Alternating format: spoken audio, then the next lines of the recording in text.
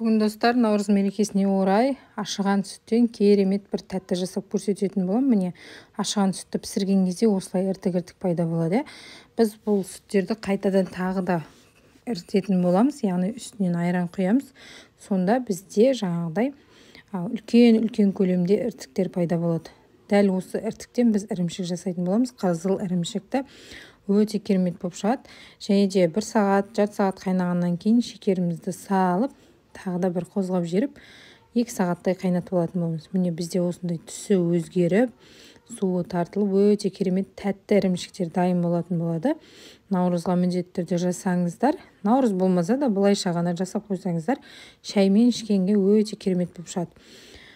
Негізі марлыға сүзіп алсаңыздар да болады, жаңағыдай домалақ әдемі болып шығады.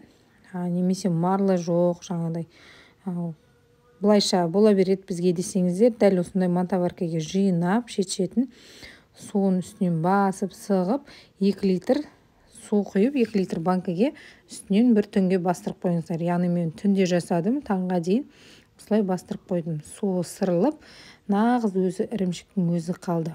Қараңыздар, менде мына жерде кішкене бөлініп кетті, негізі бөлінбей шығу керек. 4 бұрышты көлемде, міне қараңыздар, ортаңғы бөліктері осылай 4 бұрышты көлемде әдемі болып шығатын болады. Ауызашарға қойсаңыздар да болады.